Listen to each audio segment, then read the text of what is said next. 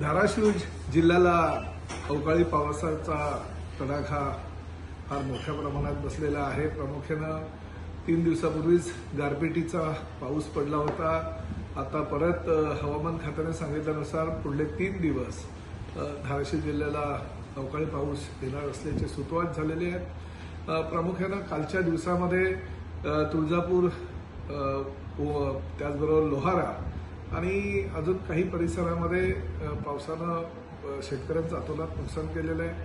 केळी तशी द्राक्ष आणि आंब्याचा मोहर फार मोठ्या प्रमाणात ह्या अवकाळी पावसामुळे त्याचं नुकसान झालेलं असल्याकारणानं शेतकऱ्यांचं अतोनात नुकसान झालेलं आहे। अनेक शेतकऱ्यांनी त्यांच्या ज्या समस्या आहेत त्या माझ्याकडे मांडलेल्या आहेत। आमच्या शिवसेनेच्या पदाधिकाऱ्यांनी माझ्याकडे त्या समस्या मांडलेल्या आहेत।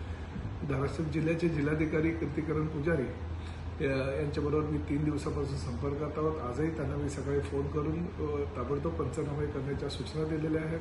काही शेतकऱ्यांचं असं मत आहे की कोकणामध्ये ज्या पद्धतीनं आंब्याचे नुकसान झालं होतं आणि त्या पद्धतीचं कोकणात ज्या पद्धतीने पंचनामे करण्यात आले तसेच पंचनामे धाराशिव जिल्ह्यामध्ये सुद्धा करावे अशा प्रकारच्या सूचना केल्यानंतर मी जिल्हाधिकाऱ्यांना सुद्धा अशा प्रकारच्या सूचना दिलेल्या आहेत। त्यामुळे जास्तीत जास्त मोठ्या प्रमाणात शासनाकडून कशी मदत ह्या सर्वसामान्य शेतकऱ्यांना होईल याची दक्षता धाराशिव जिल्ह्याचा पालकमंत्री म्हणून मी घेत आहे।